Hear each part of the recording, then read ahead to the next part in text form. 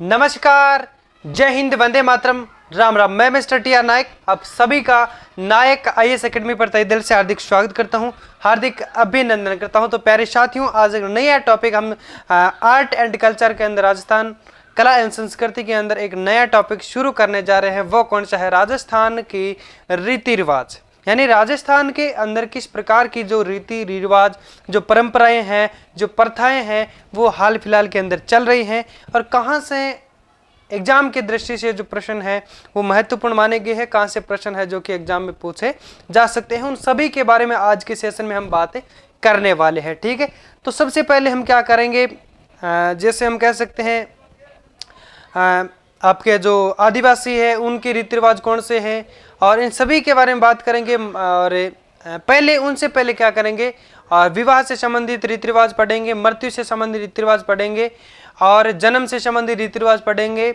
और उससे पहले क्या करते हैं, जो 16 संस्कार जो होते हैं उनके बारे में बात करते हैं। 16 संस्कार कौन कौन से होते हैं और उसके बाद में बात करते हैं कि 16 संस्कारों के नाम पढ़ेंगे, कौन सा संस्कार किसके बाद आता है और किस संस्कार के अंदर क्या किया जाता है। ठीक है, कौन सा संस्कार किस प्रकार से संपन्न होता है, इन सभी के बारे में अच्छे से हम चर्चा करने वाले हैं।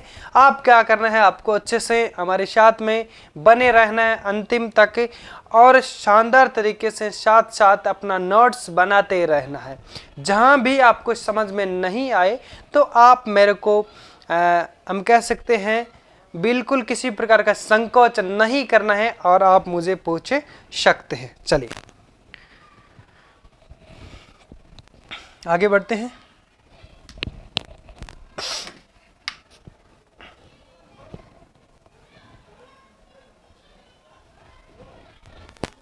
ठीक है, तो हेडिंग लगाए राजस्थान के प्रमुख रीति रिवाज। क्या पढ़ेंगे? राजस्थान के प्रमुख रीति रिवाज, जिसमें लिखे 16 संस्कार। पहले लिखे ऊपर राजस्थान के प्रमुख रीति रिवाज।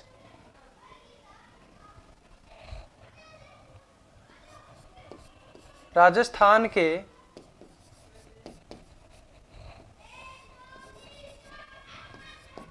प्रमुख रीति रिवाज, या सीधा लिख सकते हैं राजस्थान के रीति रिवाज।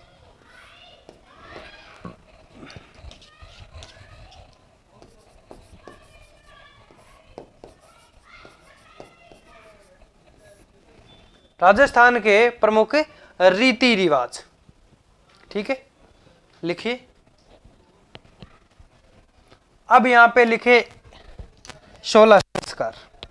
फिर एक ट्रिक हम लगाएंगे, 16 संस्कारों के नाम लिखेंगे, फिर उन सभी को एक एक करके है जो कि अच्छे से पढ़ेंगे। 16 संस्कार, कितने संस्कारों से गुजरता है व्यक्ति? 16 संस्कारों से। एक व्यक्ति जो इस धरती पे, जो इस संसार में जन्म लेता है, तो वो किस संस्कार से लेके, पहले संस्कार से लेकर के जो 16वां संस्कार कौन सा होता है? अंत्येष्टि, जिसे हम दाह संस्कार भी कहते हैं। कौन सा होता है? अंत्येष्टि। वहां तक वो 16 जो संस्कार होते हैं वो सभी के अंदर से गुजरता है। ठीक है, और सबसे पहले हम क्या करते हैं, एक जो ट्रिक वैसे मैं बता दूंगा। इसके अंदर जो 16 संस्कार है कौन कौन से होते हैं? गर्भाधान संस्कार, पुष्पवन संस्कार, सीमंतोन्नयन संस्कार, नामकरण संस्कार, निष्क्रमण संस्कार, जातकर्मण संस्कार, जातकर्म संस्कार, जिसके अंदर शिशु का जो जन्म होने के बाद में उसके जात का पता लगाया जाता है कि ये जो बच्चा पैदा हुआ है ये नर है या फिर मादा है। एक उपनयन संस्कार। और चलिए मैं वैसे अगर आपको सीरियल वाइज अगर बात करूं तो गर्भाधान संस्कार, पुष्पवन संस्कार, सीमंतोन्नयन संस्कार, जातकर्म, नामकरण, निष्क्रमण संस्कार, अन्नप्राशन संस्कार, चूड़ाक्रम संस्कार, कर्ण वेद संस्कार और विद्या आरंभ संस्कार, उपनयन संस्कार, वेदा आरंभ संस्कार। विद्या हो गया एक तो शिक्षा का, और एक वेदों का ज्ञान करवाना। केशांत संस्कार, समावर्तन संस्कार, विवाह संस्कार और अंत में विवाह के बाद भी क्या हो जाता है? अंत्येष्टि। ठीक है, अब एक आपको ट्रिक की लिखनी है, फिर हम सभी संस्कारों के बारे में नाम लिखेंगे।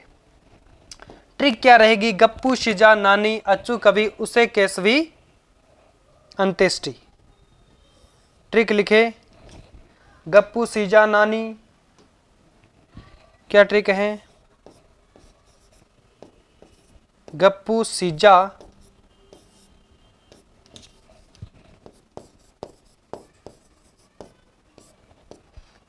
सीजा नानी अच्चू कवि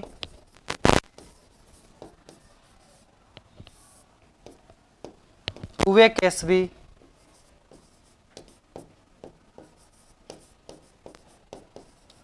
केसवी अंत्येष्टि।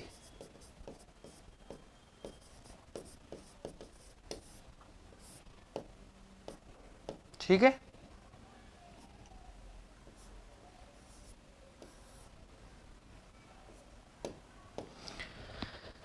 ट्रिक क्या थी? गप्पू सीजा नानी अच्चू कवि उवे केसवी और अंत्येष्टि। अब इनके बारे में नाम लिखते हैं। देखिए, गैस से हो जाएगा गर्भाधान संस्कार। एक बार लिखने की जरूरत नहीं है, साथ साथ आप ध्यान देना इन जो भी मैं यहाँ लिखता हूं तो कौन सी जो ट्रिक के अनुसार कौन सा जो शब्द है वहां पे कौन सा जो शब्द या फिर हम कह सकते हैं संस्कार का नाम लिखा गया है। गर्भाधान संस्कार, गर्भाधान संस्कार। ठीक है, पू से हो जाएगा पुष्पवन संस्कार। कौन सा हो जाएगा? पुष्पवन संस्कार। सी से हो जाएगा सीमांतोन्नयन संस्कार।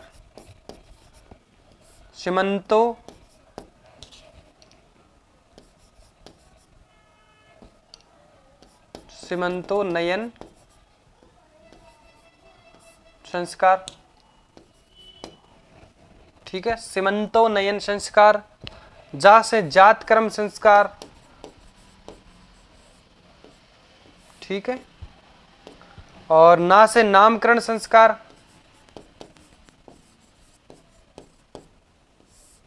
और फिर नी से निष्क्रमण संस्कार। निष्क्रमण। ठीक है, फिर ऐसे अन्नप्राशन संस्कार। क्या किया जाता है? बच्चे को अन्न खिलाया जाता है पहली बार, अन्नप्राशन। वैसे अन्नप्राशन संस्कार जो भी आप लिखे, ये जो भी संस्कारों के बारे में हम बात कर रहे हैं ये सभी के बारे में आपको पता है, लेकिन क्या है कि जहन मिलाने की जरूरत पड़ेगी। ठीक है, चू से चूड़ाक्रम संस्कार। चूड़ाक्रम यानी बच्चे का जो मुंडन किया जाता है उसे क्या कहा जाता है? चूड़ाक्रम संस्कार। ठीक है, मुंडन कहे, झड़ूला कहे, चूड़ाक्रम कहे, टकला कहे, ये सब क्या हो जाएगा? चूड़ाक्रम संस्कार। और फिर हम बात कर सकते हैं आपके जो क है इससे कर्ण वेद संस्कार और वे से विद्या आरंभ संस्कार। कर्ण वेद संस्कार, कर्ण वेद संस्कार। वी से विद्या आरंभ संस्कार, विद्या आरंभ संस्कार। और उसके बाद में उभय केसवी, उसे उपनयन संस्कार। उपनयन संस्कार। वे से वेदारंभ संस्कार।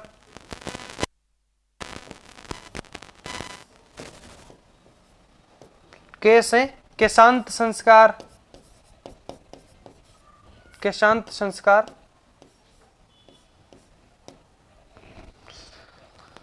स से क्षमावर्तन संस्कार। क्षमावर्तन। वी से विवाह संस्कार। अंत्येष्टि से अंत्येष्टि संस्कार। कितने हो गए? 16 संस्कारों के नाम हम लोगों ने पढ़ लिए। देखिए, आप ये जो ट्रिक है ये लगाएंगे, एक बार इसको पढ़ेंगे, 2 बार लिख के पढ़ेंगे, तीसरी बार फिर और लिख के पढ़ेंगे, इसको 2-3 बार पढ़ेंगे तो ये ट्रिक आपको याद हो जाएंगी। और 3 बार क्या करना है? इन 16 संस्कारों के नाम आपको पढ़ने हैं, ताकि क्या होगा? 16 संस्कारों के नाम आप पढ़ेंगे तब आपको इस ट्रिक के माध्यम से आपको जैसे जैसे इस ट्रिक के अंदर जैसे ए आ रहा, चू आ रहा, जो भी शब्द आता है तो आपको अच्छे से इनके बारे में है जो कि पता चल जाएगा कि यहाँ पे किस संस्कार के बारे में यहाँ पे बात कर रहे हैं। या फिर जैसे आपने अनप्राशन संस्कार पढ़ा है तो यहाँ पे कोई और संस्कार का नाम नहीं है, तो यहाँ पे आप अगर ट्रिक आपको अच्छे से पता है तो यहाँ पे आप लगा देंगे कि अनप्राशन संस्कार। ठीक है, अब नंबर लगा सकते हैं। पहला संस्कार कौन सा होता है?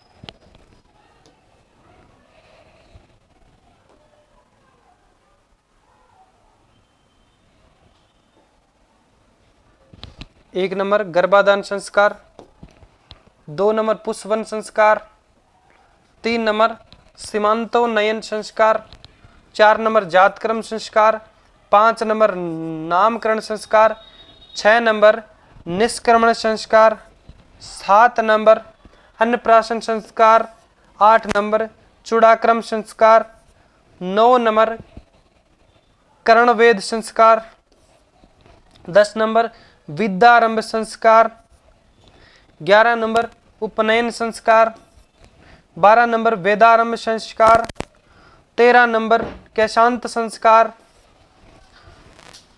14 नंबर समावर्तन संस्कार, 15 नंबर विवाह संस्कार, 16 नंबर अंत्येष्टि दाह संस्कार। कौन सा संस्कार? कहां पहुंच गए हम? दाह संस्कार। देखिए, इसके अंदर व्यक्ति जब जन्म लेता है संसार में, इस धरती पे जन्म लेता है, तो उसका 16वां संस्कार तक उसको है जो कि पहुंचना होता है। 16वें के बाद में कोई संस्कार नहीं होता है, तो जो जन्म लिया है उसको 16वां संस्कार तक पहुंचना ही पड़ता है।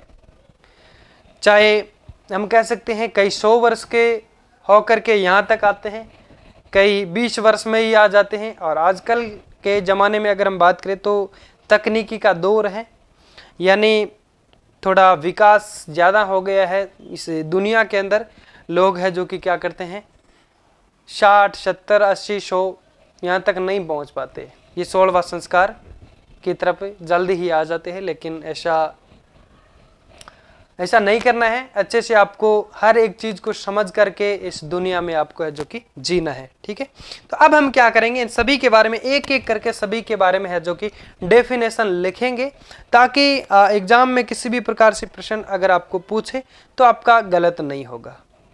कि जो गर्भाधान संस्कार है ये क्या होता है, इसकी डेफिनेशन क्या है, पुष्पवन संस्कार किसे कहा जाता है, नामकरण संस्कार किसे कहा जाता है। वैसे आप सभी को पता है कि नामकरण संस्कार किसे कहा जाता है, जात कर्म किसे कहा जाता है, चूड़ाक्रम किसे कहा जाता है, वेदारंभ किसे कहा जाता है, समावर्तन किसे कहा जाता है, कैशांत किसे कहा जाता है, कर्ण वेद किसे कहा जाता है, उपनयन किसे कहा जाता है। तो इन सभी के बारे में पता है, लेकिन मैं एक बार आपको है जो कि अच्छे से समझाता हूँ।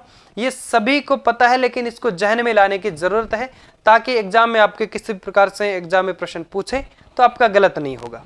ठीक है, अब एक एक नंबर लगा के है जो कि सभी के बारे में डेफिनेशन हमें पढ़ते हैं। एक बार इतना लिखें, फिर आगे बढ़ते हैं। लिखिए फटाफट से, दिख रहा ना यहाँ तक? हेडिंग लगे पहले, राजस्थान के प्रमुख रीति रिवाज, गप्पू शिजा नानी अच्चू कवि उबे केसवी अंत्येष्टि, गर्भाधान, पुष्पन, सीमंतोन्नयन, जातक्रम, नामकरण, निष्क्रमण, चूड़ाक्रम, वेदारंभ, विद्यारंभ, समावर्तन, कैशांत, विवाह, उपनयन, कर्ण वेद संस्कार, अन्नप्राशन और अंत्येष्टि। ठीक है, तो लिखिए फटाफट से, उसके बाद में आगे बढ़ते हैं।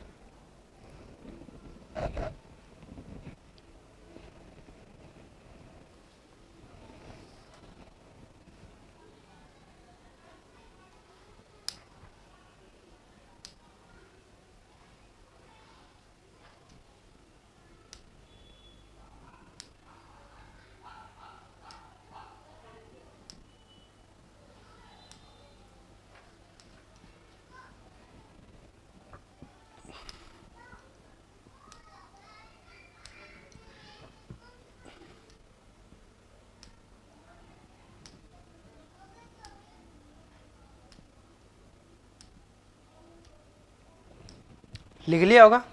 वैसे वीडियो आपके लिए ये ऑफलाइन रिकॉर्डेड वीडियो है, तो आप इसको स्किप करके भी देख सकते हैं और स्क्रीनशॉट ले सकते हैं ना, तो स्क्रीनशॉट ले लीजिए, या तो फिर एक एक करते हैं इन सभी के बारे में पढ़ते हैं।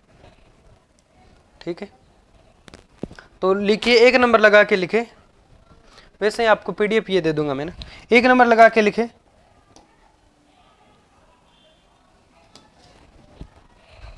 पहला संस्कार कौन सा है? गर्भाधान संस्कार।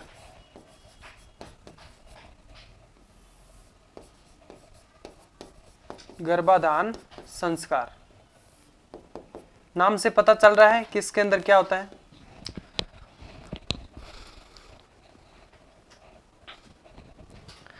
देखिए ये संस्कार है, ये तब किया जाता है जब शिशु गर्भ में बनना प्रारंभ होता है।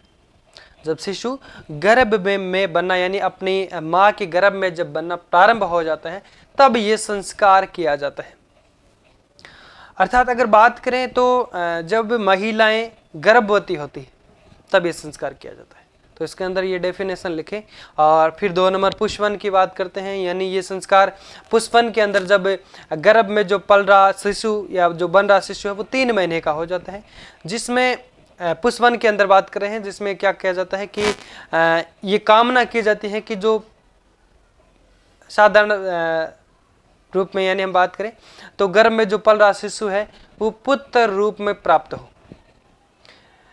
इसके अंदर अगर हम बात करें तो आपके जो पुत्र और पुत्री के अंदर समानता के अंदर है, जो कि हमारे जो भाव है वो होने चाहिए।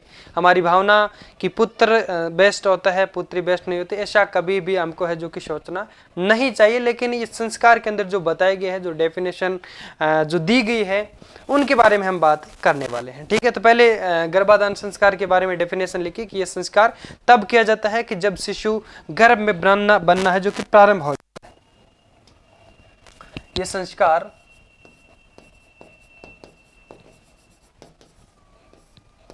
ये संस्कार तब किया है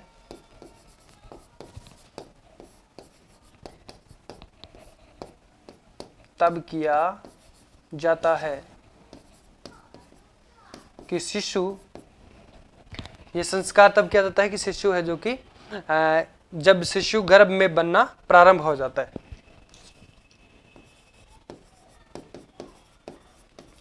शिशु गर्भ में बनना प्रारंभ हो जाता है।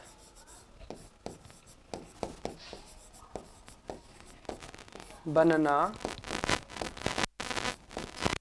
प्रारंभ हो जाता है, हो जाता है अर्थात गर्भवती यानी महिला गर्भवती होती है तब यह संस्कार किया जाता है।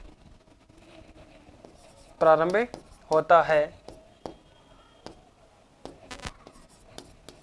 कॉमा लगा के लिखिए या फिर ऐसे लिख सकते हैं, अर्थात जब महिला गर्भवती होती है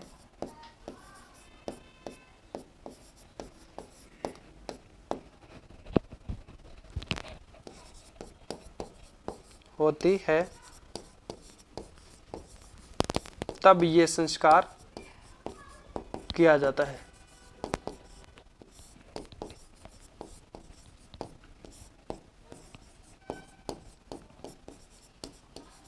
ठीक है, तो ये लिखे, उसके बाद में 2 नंबर लगा के लिखें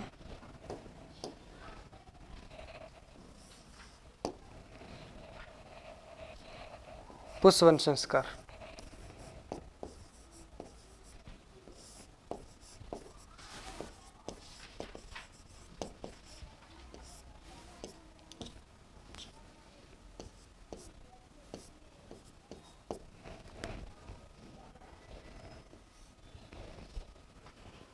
इसमें लिखे ये संस्कार तब किया जाता है कि जब गर्भ में पल रहा शिशु 3 महीने का हो जाता है। यह संस्कार गर्भाधारण यानी गर्भ धारण करने के 3 महीने का जब शिशु हो जाता है 3 महीने बाद किया जाता है, जिसमें यह कामना की जाती है कि गर्भ में पल रहा शिशु क्या हो, पुत्र रूप में प्राप्त हो।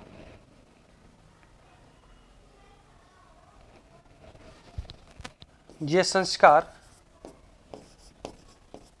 संस्कार गर्भाधारण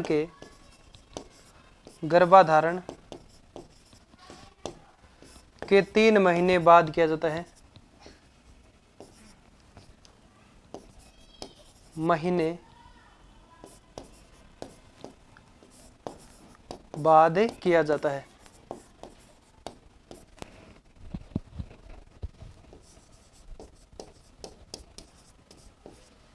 कि, या फिर ऐसे लिखे, ये संस्कार गर्भधारण के 3 महीने बाद किया जाता है, जिसमें ये कामना की जाती है कि, जिसमें ये कामना की जाती है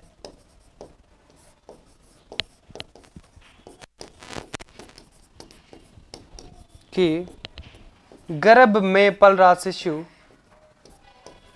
कि गर्भ में पल रहा शिशु पुत्र रूप में प्राप्त हो, शिशु पुत्र रूप में प्राप्त हो।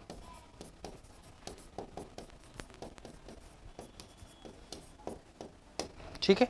और क्या किया जाता है इसके अंदर है, जो कि ये संस्कार के अंदर, इस संस्कार के समय जो पति होता है, ठीक है, जो गर्भ धारण की हुई जो महिला होती है उसका जो पति होता है वो क्या करता है, वट वृक्ष की जड़, या फिर हम कह सकते हैं गिलोय जो पदार्थ होता है, गिलोय एक बेली होती है, जड़ जिसकी हम कह सकते हैं, तो इन दोनों का जो मिश्रण है वो उससे अपनी पत्नी को है जो कि शुंगाता है।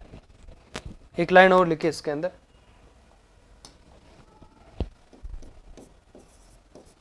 इसमें, या फिर ऐसे लिखे, इस संस्कार के समय, इसे संस्कार के समय पति वट वृक्ष की जड़,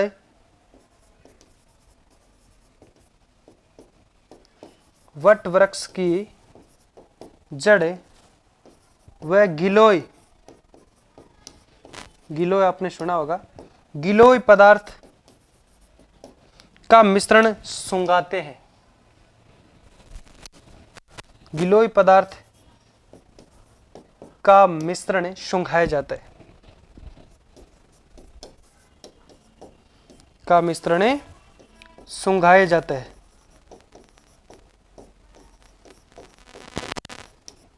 किसको सुंघाया जाता है? पति को, पत्नी को सुंघाया जाता है। किसके द्वारा? पति के द्वारा। ठीक है।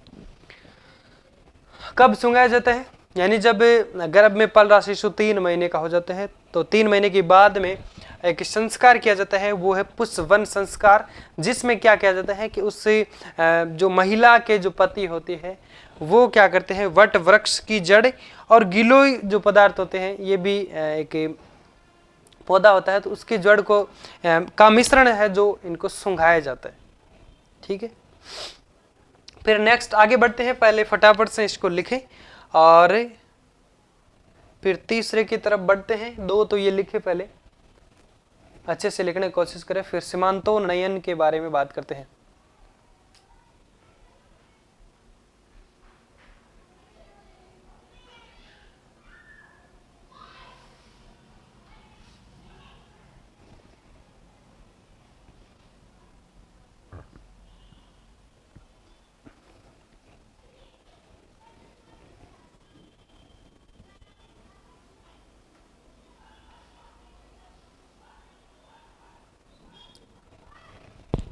लिखिए फटाफट से।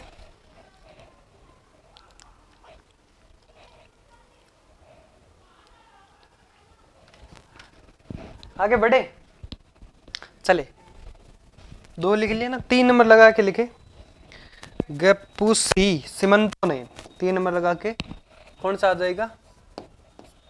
सीमंतोन्नयन।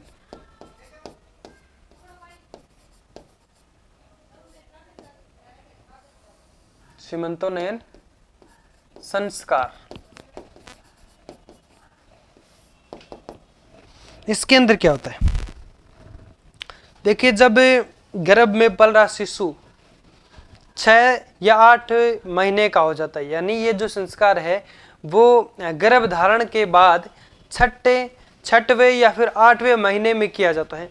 इसमें जो पति होता है, यानी गर्भ धारण जो महिला होती है, उसका पति क्या करता है, उस महिला के बाल संवारते हुए उसके माथे में क्या करता है, उसके सिर में मांग भरता है, जिससे पत्नी है जो कि क्या करते हैं, उसके बाल संवारता है, और मांग भरता है जिससे पत्नी है जो कि खुश रहे, और उसके होने वाला जो बेबी है, जो बच्चा है, वो भी खुश रहे। तो ये संस्कार कौन सा हो जाएगा, सीमंतोनयन संस्कार। ठीक है, तो इसके अंदर लिखे सीमंतोनयन संस्कार। ये संस्कार लिखे, ये संस्कार गर्भधारण के 6वें या 8वें महीने, 6वें या 8वें महीने, 8वें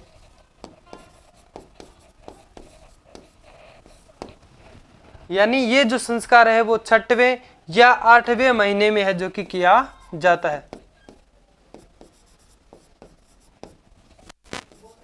किया जाता है, जिसमें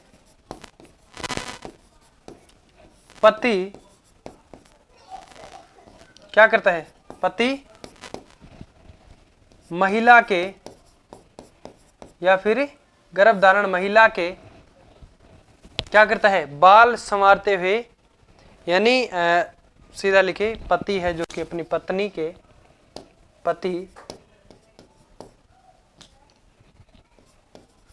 पत्नी के बाल संवारते हुए मांग भरते हैं।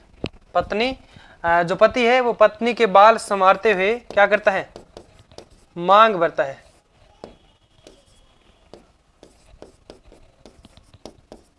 मांग भरता है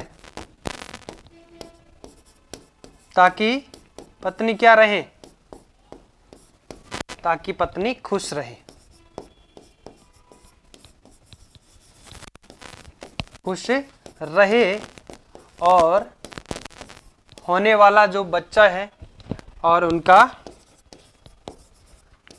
होने वाला बच्चा भी खुश रहे, बच्चा भी खुश रहे। देखिए इसका बहुत ज्यादा जो इफेक्ट पड़ता है, जो बुरे असर होते हैं, मम्मी के जो बुरे असर होते हैं वो गर्भ में पल रहे जो शिशु है उन पे भी इफेक्ट जो रहता है ना। कई बार देखते हैं ना कि जो महिला है, गर्भधारण महिला है, तो वो जो फोन अधिक चलाती है या फिर इस प्रकार के जो भी उसके अंदर जो हम कह सकते हैं जो प्रभाव होते हैं, तो वो उसके बच्चे के अंदर भी देखने को मिलते हैं। इसलिए कहा जाता है कि वो ज़्यादा से ज़्यादा खुश रहे ताकि बच्चे भी उनके हैं जो कि जो होने वाले बच्चा है वो भी उनका खुश रहे। ठीक है, तो ये आपने लिख लिया होगा सीमंतोनयन संस्कार। अब एक नोट लगा के लिखिए कि जो ये उपरोक्त 3 जो संस्कार हम लोगों ने पढ़े हैं, कौन कौन सा, गर्भाधान संस्कार और पुष्पन संस्कार और सीमंतोनयन संस्कार, ये जो 3 संस्कार है ये तीनों जन्म से पहले किए जाते हैं। फिर बाकी जैसे जात कर्म है, तो जात का पता यानी वो जो बच्चा पैदा हुआ है, जो शिशु ने जन्म लिया है, वो उसका जो जात है यानी वह नर है या मादा है, लड़का है या लड़की है, तो ये उसके जात का पता लगाया जाता है। जब वो होता है तभी तो लगाया जाता है, यानी तो ये उसके बाद का, यानी हम कह सकते हैं शिशु के जन्म के बाद का पहला संस्कार कौन सा, जात कर्म संस्कार। तो यहां से प्रश्न भी पूछ सकते हैं। इसके अंदर एक नोट लगा के लिखे, उपरोक्त तीनों संस्कार शिशु के जन्म से पहले किए जाते हैं। उपरोक्त तीनों संस्कार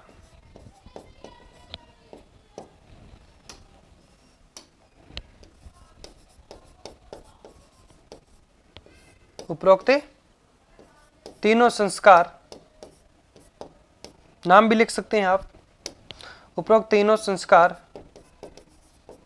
शिशु के जन्म से पहले किए जाते हैं। शिशु के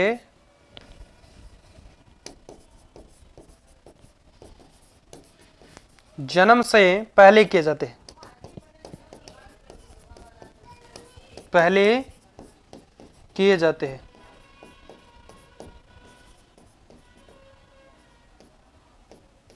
ठीक है, अब लिखिए अच्छे से। फिर इसके बाद में 4 नंबर लिखते हैं जात कर्म के बारे में।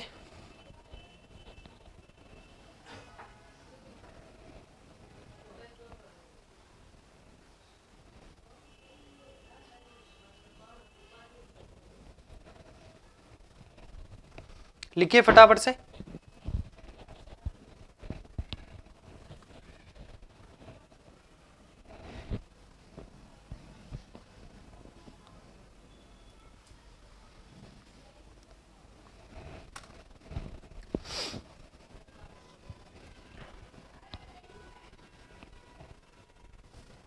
ठीक है, लिख लिया होगा। फिर 4 नंबर लगा के लिखे, नेक्स्ट स्लाइड। 4 नंबर लगा के लिखे जात क्रम संस्कार।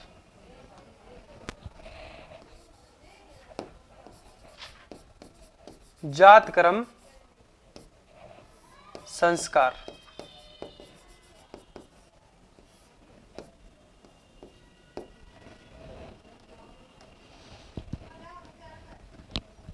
ये संस्कार शिशु के जन्म के बाद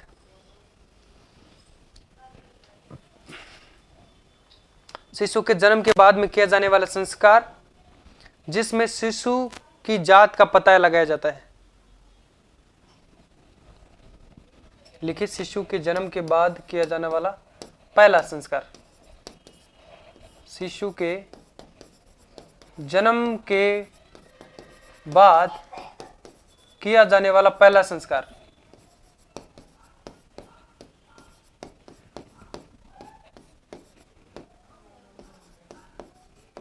पहला संस्कार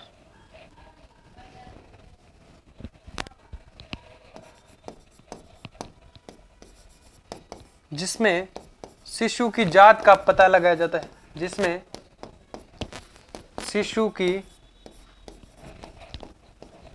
जात का पता लगाया जाता है शिशु की।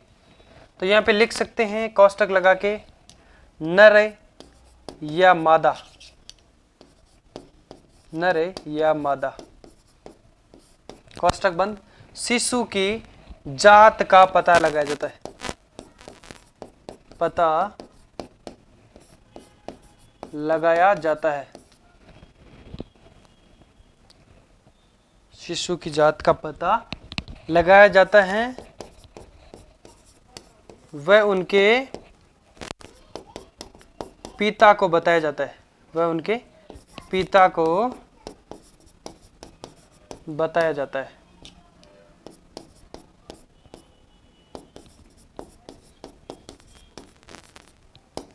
ठीक है, तो जन्म के बाद का पहला संस्कार कौन सा हो जाएगा? जात क्रम संस्कार।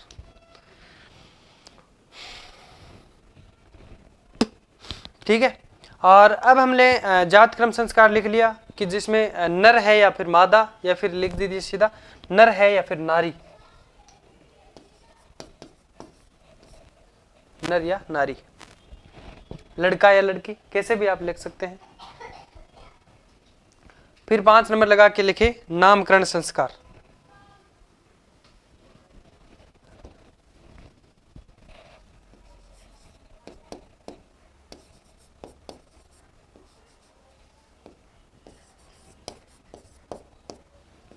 नामकरण संस्कार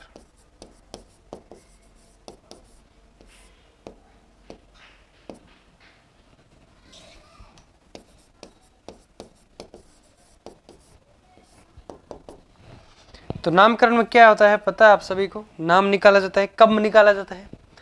शिशु के जन्म के 11वें दिन या फिर 101वें दिन नक्षत्रों के आधार पे नाम निकाला जाता है या फिर नाम रखा जाता है, ऐसे हम कह सकते हैं। तो इसमें एक आप लाइन लिखें, शिशु के जन्म के 11वें दिन या 101वें दिन, शिशु जन्म के 11वें या 101वें दिन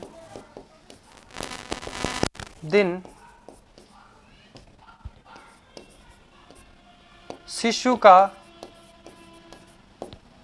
नक्षत्रों के आधार पे, शिशु का नक्षत्रों के आधार पर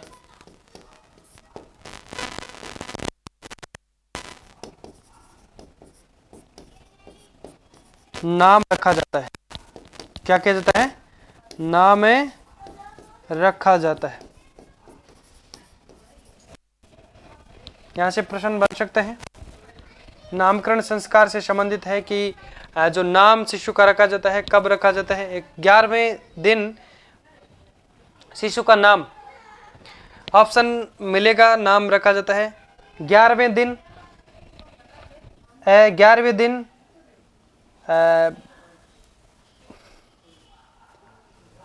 ब के अंदर है जो कि आपका 101वें दिन, और सी के अंदर ए और बी दोनों, और डी के अंदर आपका क्या हो जाएगा, उपयुक्त में से कोई नहीं, या फिर 10 दिन 15 दिन जो भी, तो वो नहीं होगा, आपका राइट हो जाएगा C option will be the right answer. लिखिए 5 तक लिख दिया हमने। फिर 6 कौन सा आ जाएगा, 6 नंबर पे सिमन आपका निष्क्रमण संस्कार, जिसमें जब जन्म के बाद में जो बच्चा, जो शिशु होता है, वो 4 महीने के बाद, 4 महीने का हो जाता है, तो शिशु को पहले बार क्या किया जाता है, घर से बाहर निकाल कर, यानी 4 महीने तक उसको घर से बाहर नहीं निकाला जाता है, तो घर से बाहर निकाला जाता है, और भगवान सूर्य है, चंद्र है, और अग्नि के दर्शन उनको है जो कि कराए जाते हैं। तो ये कौन सा संस्कार हो जाएगा, निष्क्रमण संस्कार। तो लिखिए इतना पहले, उसके बाद में आगे बढ़ते हैं, फटाफट से लिखिए। दिख रहा है ना अच्छे से?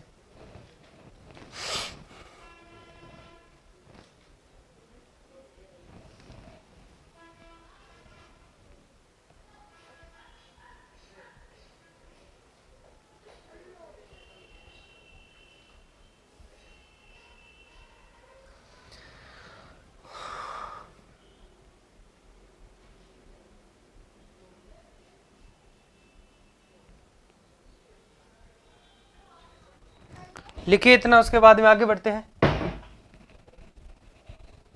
5 लिख दिया, 6 नंबर लगा के लिखे। नामकरण के बाद कौन सा आता है, निष्क्रमण संस्कार, 6 नंबर लगा के लिखे, निष्क्रमण संस्कार।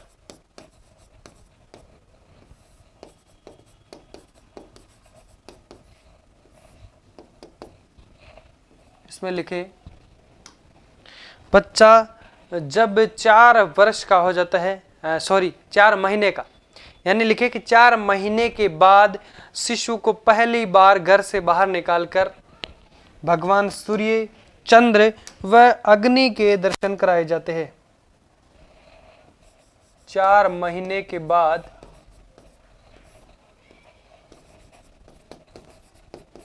यानी शिशु 4 महीने का हो जाता, तो 4 महीने के बाद शिशु को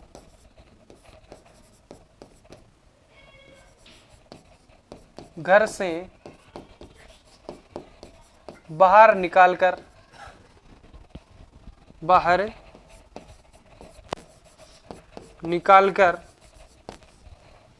क्या किया जाता है, भगवान सूर्य, चंद्र व अग्नि के दर्शन करवाए जाते हैं, वह अग्नि के दर्शन कराए जाते हैं।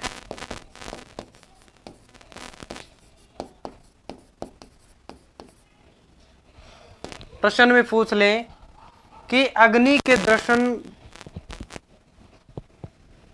कराने वाला जो संस्कार है वो कौन सा होगा, या फिर हम कह सकते हैं अग्नि के दर्शन कराए जाते हैं किस संस्कार के अंदर है जो कि कराए जाते हैं, तो ये आपका है जो कि निष्क्रमण संस्कार हो जाएगा। ठीक है, और 6 नंबर तो ये हम लोगों ने लिख लिया, और 7 नंबर लिखे अन्नप्राशन संस्कार। जब बच्चा 6 महीने का हो जाता है तब उसको पहली बार अन्न खिलाया जाता है, या फिर अनाज हम कह सकते हैं खिलाया जाता है। तो लिखिए 7 नंबर संस्कार कौन सा, अन्नप्राशन संस्कार। अन्नप्राशन का मतलब अन्नप्राशन संस्कार। लिखे 6 महीने के बाद शिशु को पहली बार अन्न खिलाया जाता है। लिखे 6 महीने बाद, 6 महीने बाद शिशु को या फिर लिख सकते हैं बच्चे को पहली बार 6 महीने के बाद ही खिलाया जाता है ना, तब तक वह अपनी माँ का दूध पीता है ना। पहली बार अन्न या फिर सीधा लिख सकते हैं ऑब्लिक करके अनाज खिलाया जाता है, अनाज खिलाया जाता है। ठीक है, तो ये कौन सा संस्कार हो गया? वैसे नाम से आपको पता चल रहा है कि अन्नप्राशन जो संस्कार है वो कौन सा संस्कार होता है, यानी 6 महीने के बाद जो बच्चा होता है उसको क्या किया जाता है? अनाज खिलाया जाता है।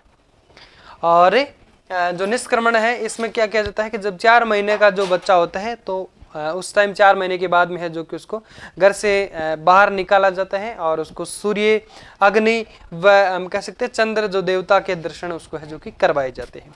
फिर आता है आपका चूड़ाक्रम। इसमें जब बच्चा है वो 1 साल का हो जाता है, 1 साल का जो बच्चा हो जाने के बाद में भी किया जा सकता है ये चूड़ाक्रम संस्कार, या फिर 3 वर्ष का हो जाने के बाद में भी है जो कि क्या किया जाता है? पहली बार उसके बाल काटे जाते हैं, तब तक उसके बाल नहीं काटे जाते हैं, यानी 1 वर्ष या फिर 3 वर्ष के बीच में ये जो संस्कार किया जाता है चूड़ाक्रम, जिसे हम कहते हैं झड़ूला चढ़ाना कहा जाता है ना, झड़ूला चढ़ाना, या फिर मुंडन भी कहा जाता है, या फिर उसे टकला भी कहा जाता है। तो ये टकला संस्कार है। तो कौन सा संस्कार है? कई बार क्रम भी इसका पूछ सकते हैं कि टकला जो संस्कार या फिर चूड़ाक्रम जो संस्कार है वो कौन से नंबर का संस्कार है? तो वो हो जाएगा आपका 8 नंबर का संस्कार, चूड़ाक्रम संस्कार। लिखें चूड़ाक्रम संस्कार। लिखे बच्चे के जन्म के बाद, या फिर सीधा लिखे इसमें जन्म के पहले या तीसरे वर्ष से बच्चे के पहली बार बाल काटे जाते हैं। जन्म के पहले लिखे, साथ साथ लिखते रहना, जन्म के पहले या तीसरे वर्ष से बच्चे के पहली बार क्या किए जाते हैं? बाल काटे जाते हैं। पहली बार बाल काटे जाते हैं। फिर एक लाइन और लिखे, इससे झड़ूला चढ़ाना या फिर झड़ूला संस्कार या फिर टकला या फिर हम कह सकते हैं इसे मुंडन भी कहा जाता है। इसे में साथ में लिखे कि इसे ही झड़ूला या फिर जड़ूला जो भी आप समझ सकते हैं, इसे ही झड़ूला या मुंडन भी कहा जाता है या टकला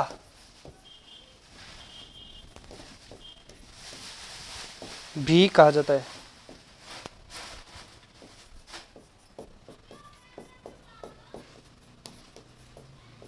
ठीक है, तो 8 संस्कार तक हम पहुंच गए हैं। लिखिए फटाफट से, फिर आगे बढ़ते हैं।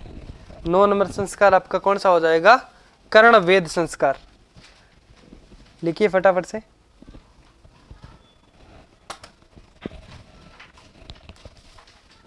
आगे बढ़ते हैं।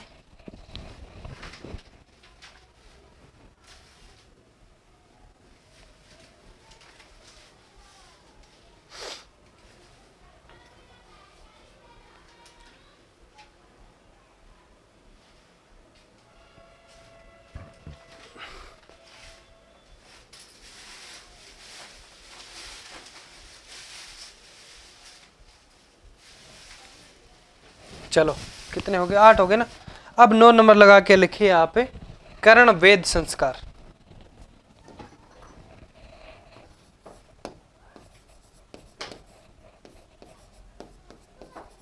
कर्ण वेद संस्कार। तो कर्ण का मतलब वैसे आपको समझ में आ गया होगा कि यहाँ पे कान होता है ना, यानी इसमें जो बच्चे के जो कान छिद्रित किए जाते हैं, क्या किए जाते हैं? जो कान होते हैं उसमें सुराग किया जाता है लूंग वगैरह डालने के लिए। तो इसमें जो 5वें या फिर 6ठे वर्ष शिशु के कान छिद्रित करवाए जाते हैं, तो वो कौन सा संस्कार है? कर्णवेद संस्कार। 5वें या 6ठे वर्ष लिखे, 5वें या 6ठे वर्ष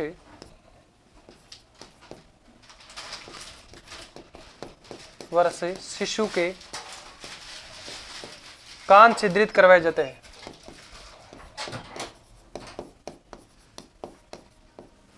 कान छिद्रित करवाए जाते हैं।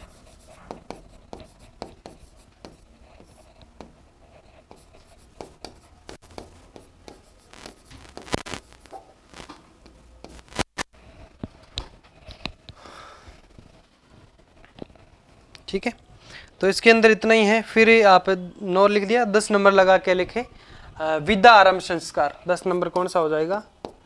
विद्या आरंभ संस्कार। यहां से विद्या का आरंभ हो जाता है,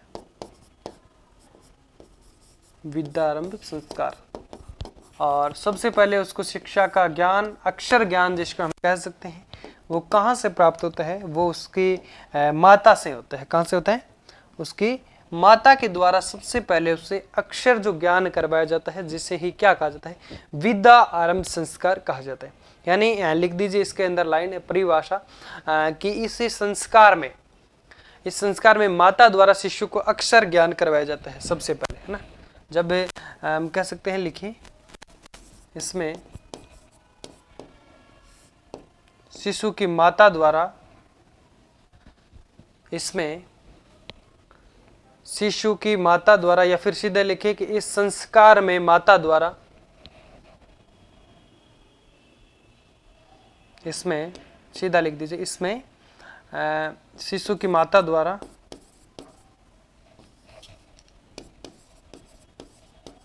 शिशु की माता द्वारा शिशु को पहली बार अक्षर ज्ञान करवाया जाता है। पहली बार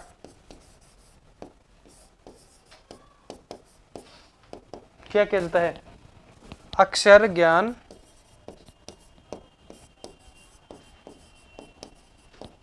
करवाया जाता है।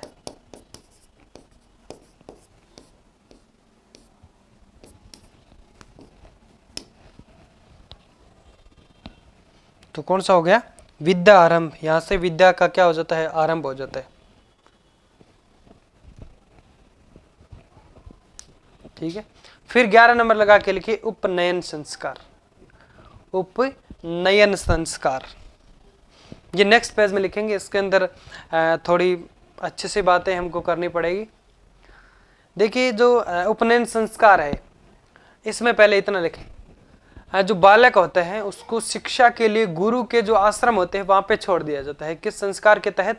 यानी किस संस्कार के अंदर ये सब माना गया है कि जो बालक को शिक्षा के लिए जो गुरु का आश्रम होता है वहां पे छोड़ दिया जाता है। तो उपनयन संस्कार के अंदर है जो कि ऐसा किया जाता है, जिसमें यानी उपनयन का अर्थ क्या होता है? गुरु के समीप रहते हुए शिक्षा हासिल करना या फिर शिक्षा ग्रहण करना ही उपनयन कहलाता है। ये उपनयन का अर्थ है। और इसमें किया क्या जाता है कि जो यज्ञोपवीत जो संस्कार किसे कहा जाता है? ये भी उपनयन संस्कार को यज्ञोपवीत संस्कार भी कहा जाता है। क्यों कहा जाता है? क्योंकि गुरु जो होता है वो बालक के यज्ञ के समक्ष है जो कि उसे क्या करता है? पवित्र कर देता है। इसलिए उसे इस संस्कार को यज्ञोपवीत भी कहा जाता है, जिसमें जो गुरु होता है वो बालक के क्या करता है? 3 धागे लगे हुए एक जिसको जनेऊ हम कहते हैं, तो वो उसके लगा देते हैं। और उसके बाद में आश्रम में रहते हुए गुरु के समीप रहते हुए वो जो बालक है वो अच्छे से शिक्षा ग्रहण है जो कि करता है। यानी 3 जो धागे हैं, उन तीनों धागों का अर्थ, प्रतीक की बात करें तो रज, शत और है जो कि तम गुणों का प्रतीक है जो कि माना जाता है। 3 धागों वाले जो एक धागा होता है उसको यहाँ से है जो कि कटार की तरफ है जो कि तरह है उनको बांधा जाता है, जिसे जनेऊ भी कहा जाता है। यज्ञोपवीत भी उसे कहा जाता है या फिर जनेऊ भी कहा जाता है। तो ये हम अच्छे से समझते हैं आगे, है ना। एक बार लिखिए इतना, फिर 11 नंबर लगा के लिखिए उपनयन संस्कार।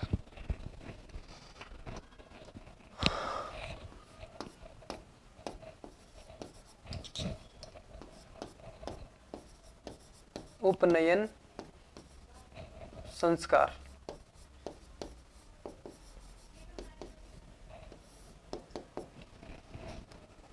इसमें बालक को शिक्षा के लिए गुरु के पास आश्रम में छोड़ दिया जाता है। इसमें लिखे, इसमें बालक को शिक्षा के लिए, इसमें बालक को शिक्षा के लिए, शिक्षा के लिए गुरु के पास, गुरु के पास, गुरु के पास आश्रम में छोड़ दिया जाता है। आश्रम में छोड़ दिया जाता है।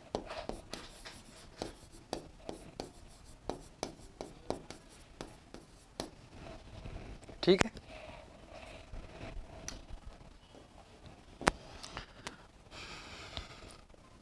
उपनयन संस्कार। अब लिखिए उपनयन का अर्थ क्या होता है। लिखना चाहें तो लिख दीजिए। उपनयन का अर्थ है कि गुरु के समान समीप रहते हुए शिक्षा ग्रहण करना। गुरु के समीप, समीप का मतलब पास, समीप, गुरु के समीप रहते हुए शिक्षा ग्रहण करना।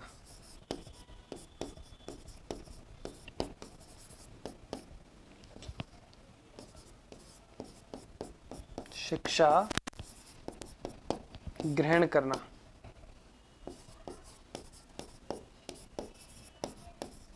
क्या कहलाता है? गुरु के समीप रहते हैं शिक्षा ग्रहण करना क्या कहलाता है? उपनयन कहलाता है। ठीक है। और इसमें जो यज्ञोपवीत, इस संस्कार को यज्ञोपवीत संस्कार भी कहा जाता है। एक लाइन और लिखे इसको, इस संस्कार को सीधा लिखे, इस संस्कार को यज्ञोपवीत संस्कार भी कहा जाता है। यज्ञोपवीत भी कहा जाता है।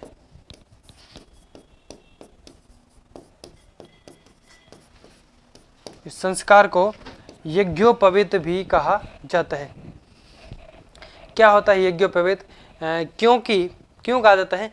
क्योंकि जो गुरु होता है, गुरु बालक को यज्ञ के समक्ष पवित्र करते हुए 3 धागे उनको है जो कि बांधते हैं। क्योंकि गुरु बालक को यज्ञ के समान है, जो कि यज्ञ के समक्ष पवित्र करते हुए, लिखें, क्योंकि गुरु बालक को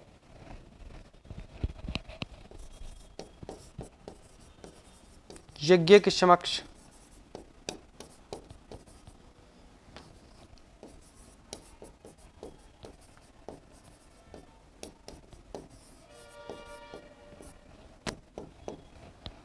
पवित्र करते हुए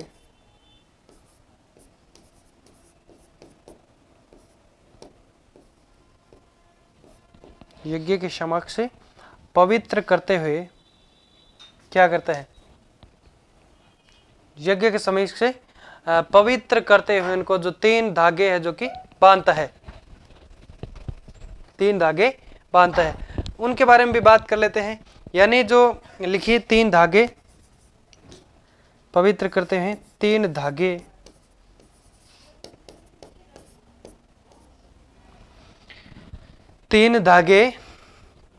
पहनाते हैं, जिसे यज्ञोपवीत या जनेऊ कहा जाता है। लिखिए 3 धागे पहनाते हैं।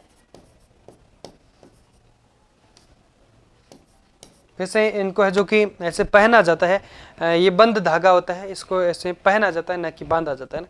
तो पहनाते हैं जिसे यज्ञोपवीत यह जनेऊ कहा जाता है। यज्ञोपवीत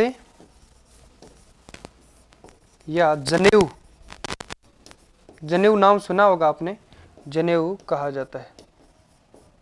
पंडितों के गले में, वैसे हम कह सकते हैं पंडितों के ये धारण होती है जनेऊ। और इन तीन जो धागे हैं, इन तीनों का जो प्रतीक समान किस रूप में माना जाता है, लिखिए ये तीन धागे हैं जो कि रज, सत्य और तम गुणों के प्रतीक होते हैं। ये तीन धागे रज, सत्य व गुण, ये तीन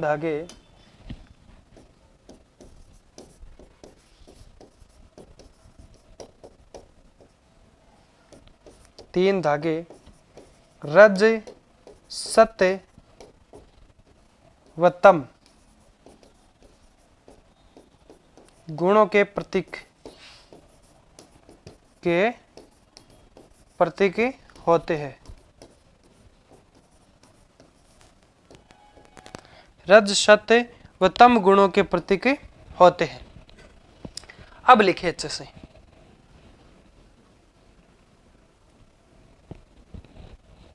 और ये जो संस्कार हैं ये शिक्षा से संबंधित संस्कार है। कैसा संस्कार है? शिक्षा से संबंधित संस्कार है। इसके बारे में और लिखते हैं हम, यानी इसमें शिक्षा जो दी जाती है गुरु के द्वारा बालक को। और ये प्राचीन समय के अंदर बात करें तो ये जो संस्कार है, कौन सा संस्कार, किसकी बात कर रहे हैं हम? उपनयन संस्कार की। तो उपनयन जो संस्कार ये प्राचीन समय के अंदर 4 वर्णों में विभाजित था। 4 वर्ण कौन कौन से? एक तो ब्राह्मण वर्ण हो गया, एक क्षत्रिय वर्ण, वैश्य वर्ण और एक शूद्र वर्ण। तो किस वर्ण के अनुसार अगर बात करें तो ब्राह्मण वर्ण है, उसमें जो ये संस्कार है वो 8वें वर्ष में किया जाता था, क्षत्रिय वर्ण में 11वें वर्ष में किया जाता था, और वैश्य वर्ण में 12वें वर्ष में किया जाता था। और शूद्र वर्ण के अंदर है जो कि उस समय शिक्षा का कोई अधिकार नहीं था। ठीक है, तो लिखते हैं आगे इसके अंदर और भी, फिर वेदारंभ संस्कार लिखते हैं, फिर यहाँ के बाद में वेदों का ज्ञान करवाना शुरू कर दिया जाता है। लेकिन ये संस्कार शिक्षा से संबंधित था। ये संस्कार शिक्षा से संबंधित संस्कार है, शिक्षा से संबंधित है।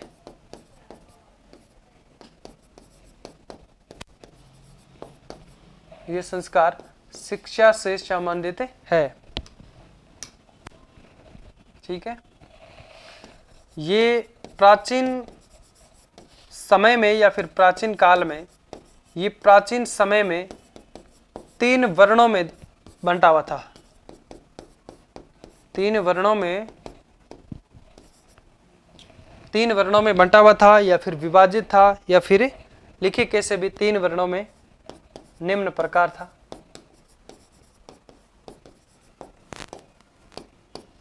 कौन कौन से हैं?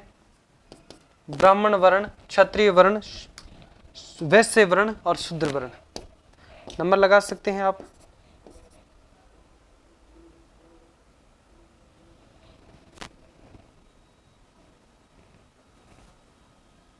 मैंने 3 बोल दिया क्या? तभी मैं सोचा ऐसे गड़बड़ क्यों लग रहा है मेरे को। 4 वर्ण थे ना, सॉरी। तब मैं सोचा मैं नाम 4 का ले रहा हूं और मैं बोल 3 क्यों रहा हूं। ठीक है, इसमें लिखो ब्राह्मण वर्ण, और दूसरा होगा आपका क्षत्रिय वर्ण,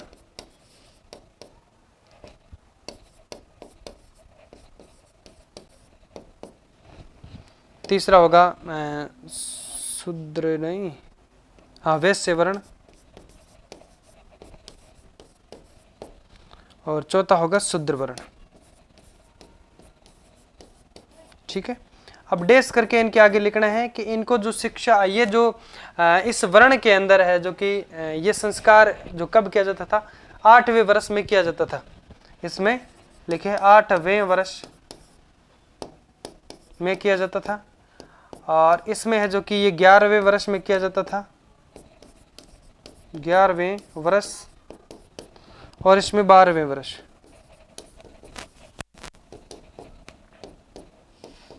इसमें शिक्षा का कोई अधिकार नहीं था, शिक्षा का अधिकार नहीं था। बहुत गलत बात थी, शिक्षा का अधिकार नहीं था तो बहुत गलत ही बात थी।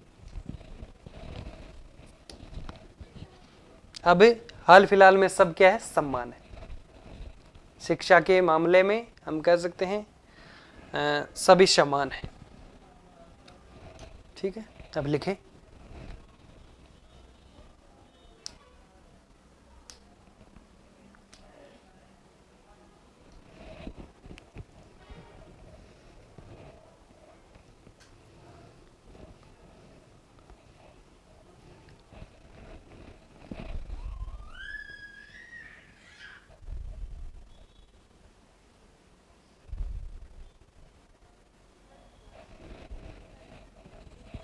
लिख दिया, फिर ठीक है। कितना हो गया हमारा संस्कार, कितना नंबर था ये, 11 नंबर। अब लिखे 12 नंबर। 12 कौन सा आ जाता है, वेदारंभ आ जाता है ना, वेदों का आरंभ, वेदारंभ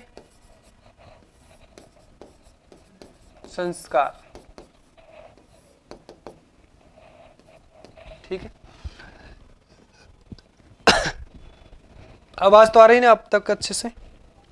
एक बार मैं चेक कर लेता हूँ, आवाज अगर मिसप्रिंट है तो आप, मिस्टेक वगैरह हो तो आप बता देना, है ना। तो वेदारंभ संस्कार, इसमें जो गुरु है वो बालक को वेदों की शिक्षा देना क्या करता है, आरंभ कर देता है। तो ये कौन सा संस्कार होता है, वेदारंभ संस्कार। इसमें गुरु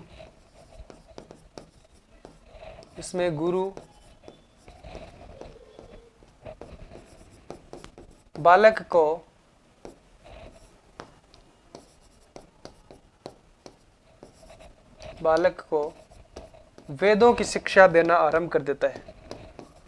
वेदों की शिक्षा है जो कि क्या करता है, शिक्षा देना प्रारंभ कर देता है, शिक्षा देना प्रारंभ करता है या फिर कर देता है। ठीक है,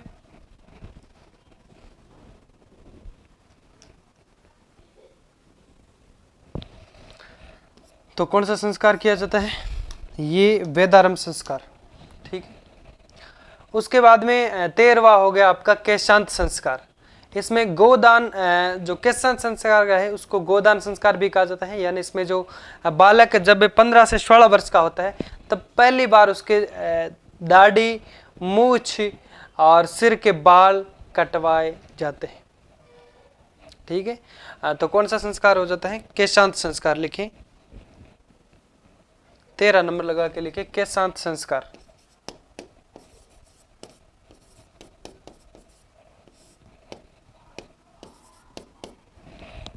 केशांत संस्कार। इसमें यानी इसे गोदान संस्कार भी कहा जाता है, इसे गोदान संस्कार भी कहा जाता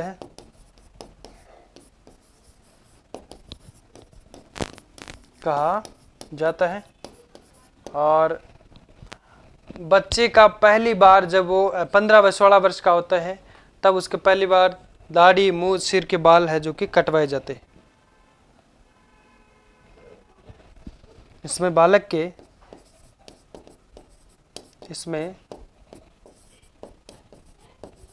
के या फिर बच्चा, बालक बहुत बड़ा हो जाता है ना, बालक के 15 या 16 वर्ष के बाद, यानी बालक है जो कि जब 15 या 16 वर्ष का होता है तब के बाद, ऐसे लिखिए, वर्ष का होता है तब उसकी दाढ़ी, मूछ,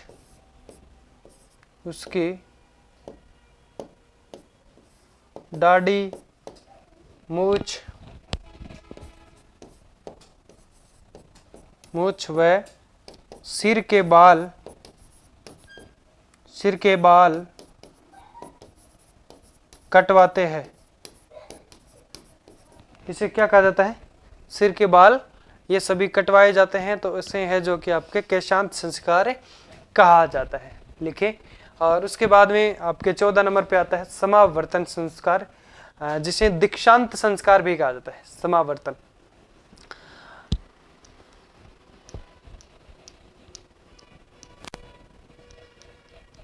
लिखें।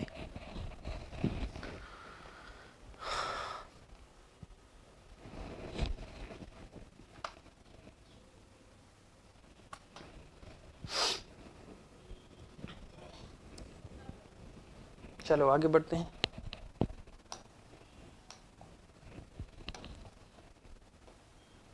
चौदह नंबर पे लगा के लिखे।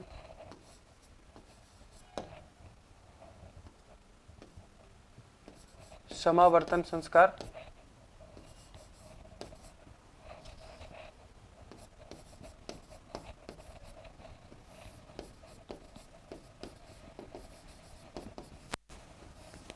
या ऑब्लिक करके लिख दीजिए दीक्षांत संस्कार।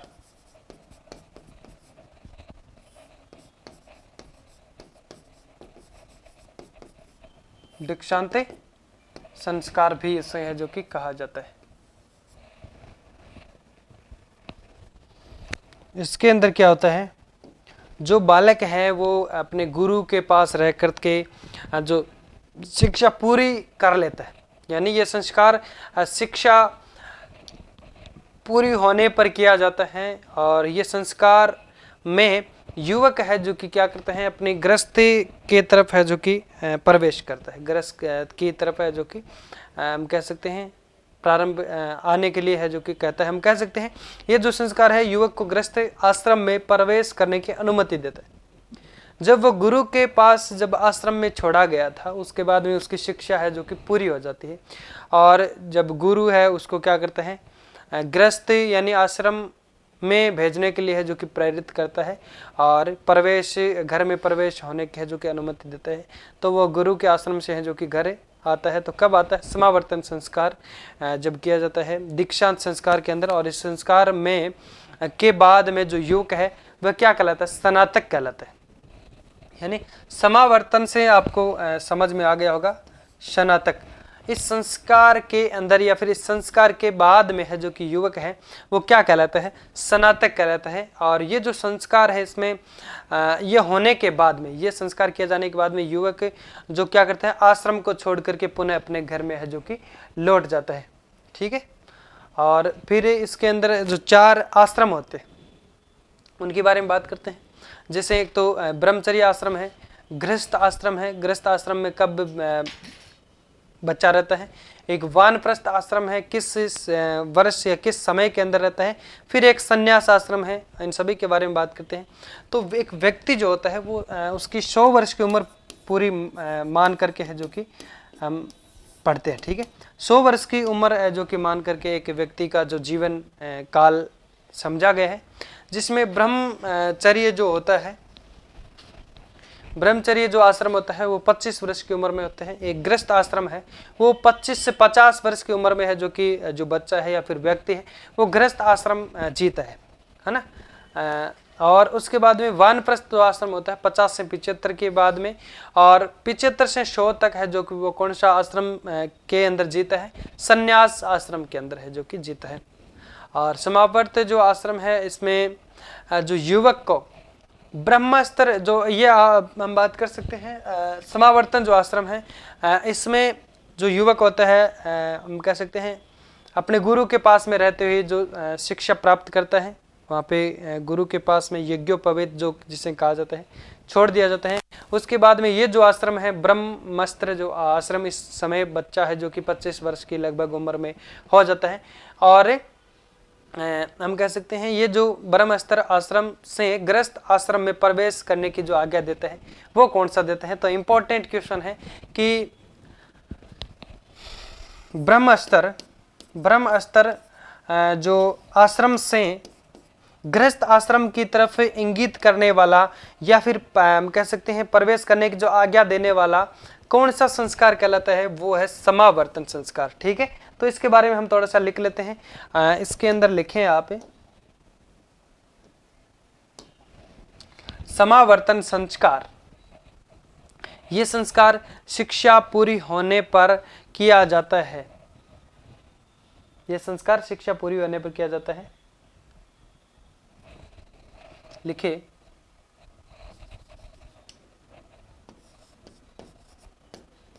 यह संस्कार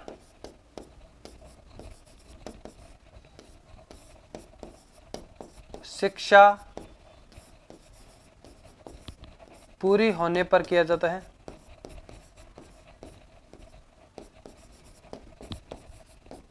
किया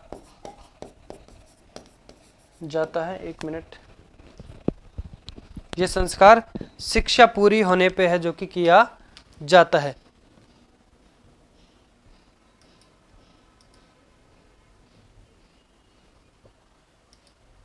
ठीक है, और इस संस्कार के बाद में जो बच्चा होता है, जो युवक होता है, वो क्या कहलाता है?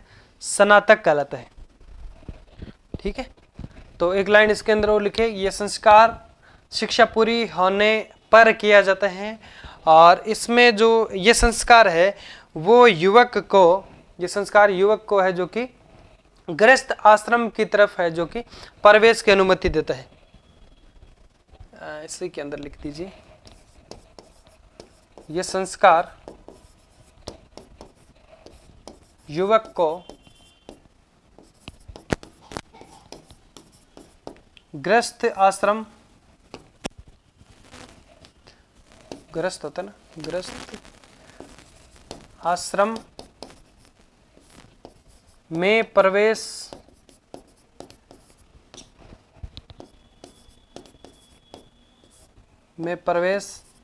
की अनुमति देता है।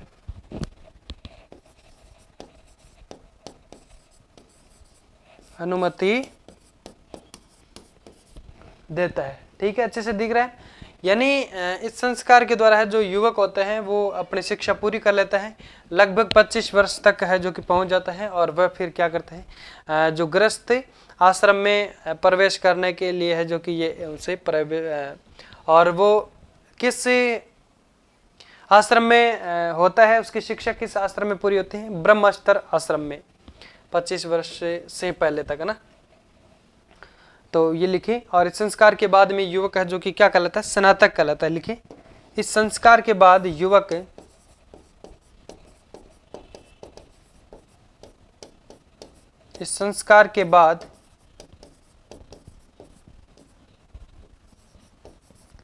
युवक स्नातक कहलाता है।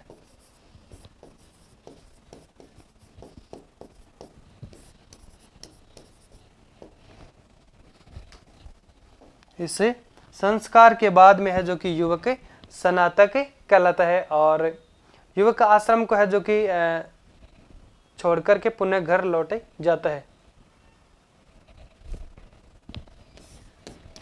इस संस्कार के बाद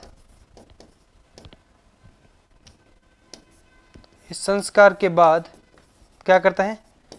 युवक आश्रम को छोड़कर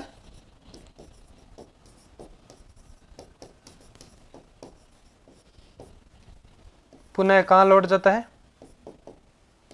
घर लौट जाता है।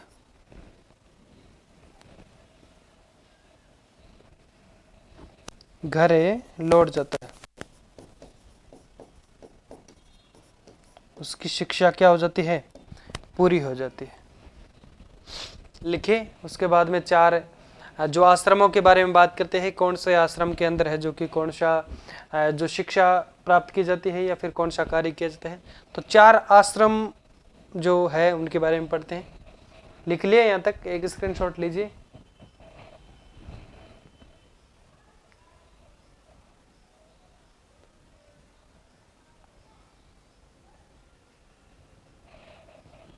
लिखते हैं,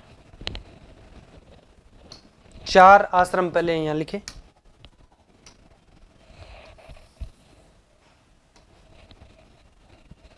चार आश्रम।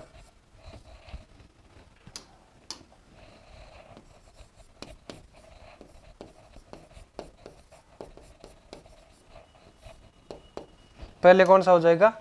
ब्रह्मचर्य आश्रम।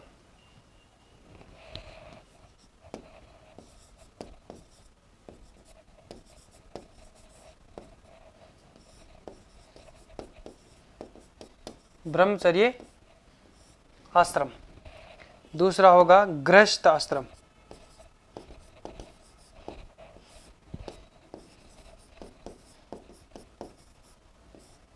तीसरा होगा वानप्रस्थ आश्रम। वानप्रस्थ आश्रम, ठीक है। यानी इसमें जो बच्चा होता है, जो कब कितनी वर्ष की उम्र में होता है? 25 वर्ष की उम्र में। एक व्यक्ति को 100 वर्ष की उम्र में रखते हुए जो कि इसके माना जाता है, ठीक है। और 25 वर्ष की उम्र में है जो कि ब्रह्मस्त्र है जो आश्रम होते हैं। और एक 25 से 50, इसमें 25 से 50 वर्ष के बीच में कौन सा आश्रम में गुजरता है व्यक्ति? गृहस्थ आश्रम में गुजरता है। और 50 से 75 वर्ष में व्यक्ति है जो वानप्रस्थ आश्रम में गुजरता है। और 75 से 100 वर्ष में जो व्यक्ति है वो संन्यास आश्रम में गुजरता है। संन्यास आश्रम, ठीक है। और समावर्तन की हम बात कर रहे थे तो एक लाइन इसके अंदर और लिखे, ब्रह्मचर्य आश्रम से गृहस्थ आश्रम की और प्रवेश करने के लिए प्रेरित जो करता है वो समावर्तन आश्रम करता है, समावर्तन संस्कार करता है,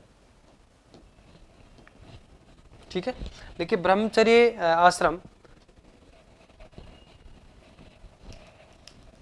यानी समावर्तन संस्कार युवक को ब्रह्मचर्य आश्रम से गृहस्थ आश्रम में प्रवेश करने की आज्ञा देता है। लिखें,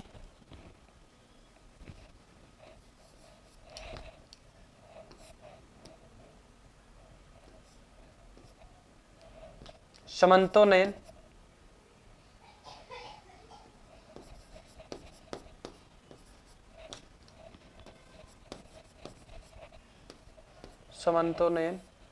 समावर्तन संस्कार,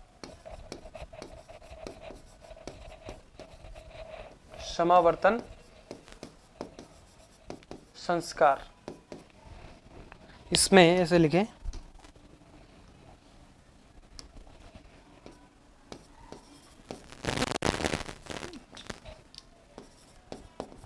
इसमें युवक को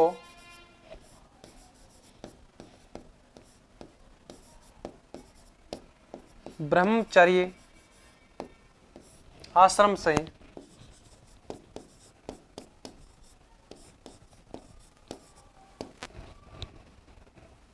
गृहस्थ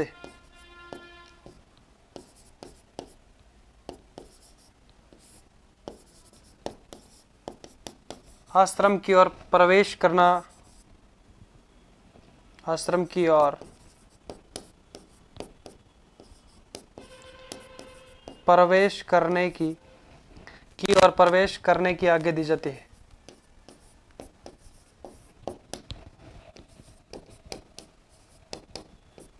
आज्ञा दी जाती है, ठीक है। ये चार हम लोगों ने है जो कि आश्रमों के बारे में बात कर ली।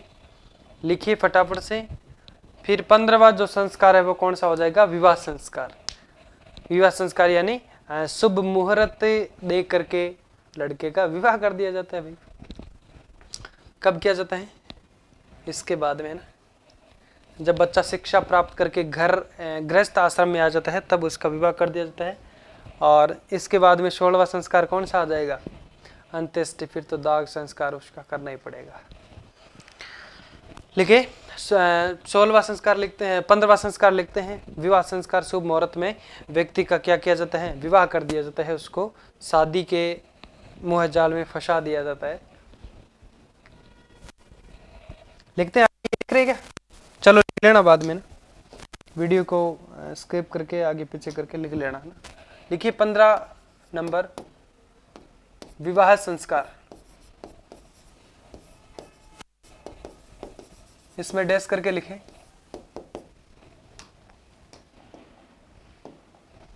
इसमें डैश करके लिखें। शुभ मुहूर्त में युवक का क्या कर दिया जाता है? विवाह कर दिया जाता है। शुभ मुहूर्त में, मुहूर्त देखा जाता है ना, शुभ मुहूर्त में व्यक्ति का विवाह कर दिया जाता है, या युवक का, शुभ मुहूर्त में युवक का विवाह कर दिया जाता है।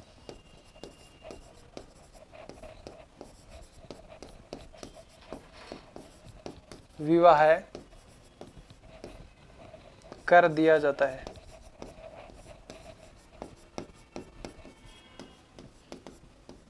ठीक है, शुभ मुहूर्त में युवक का विवाह कर दिया जाता है।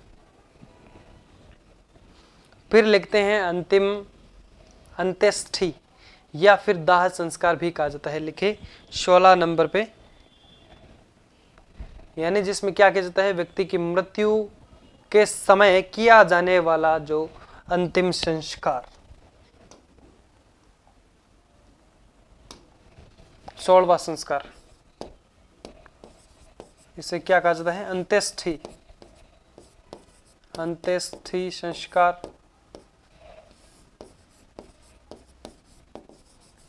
या इसे दाह संस्कार भी कहा जाता है।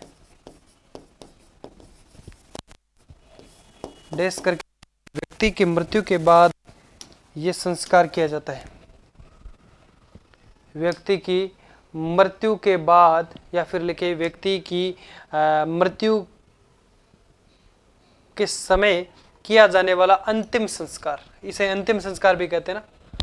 व्यक्ति की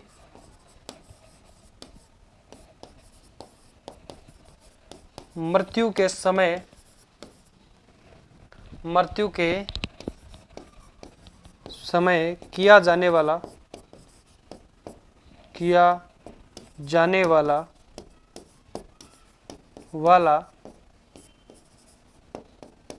अंतिम संस्कार।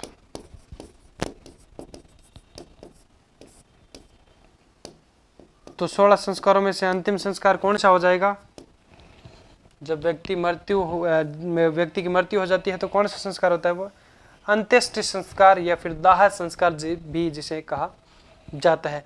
तो यहाँ तक जो हमारे 16 संस्कार है वो हो जाते हैं पूर्ण। ठीक है, और उसके बाद में हम जो भी पढ़ते हैं, यानी सबसे पहले हम कह सकते हैं आपके जो कि जन्म से संबंधित जो संस्कार, रीति रिवाज, जन्म से संबंधित जो रीति रिवाज है वो पढ़ेंगे, और उसके बाद में मृत्यु से संबंधित, विवाह से संबंधित रीति रिवाज पढ़ेंगे, और मृत्यु से संबंधित रीति रिवाज पढ़ेंगे, और आदिवासियों की जो रीति रिवाज हैं उनके बारे में भी पढ़ेंगे। तो इसके बाद में क्या करते हैं, फिर मिलते हैं एक नेक्स्ट सेशन के अंदर, नेक्स्ट क्लास के अंदर। तब तक के लिए एक छोटा सा ब्रेक लेते हैं। बाय बाय, जय हिंद।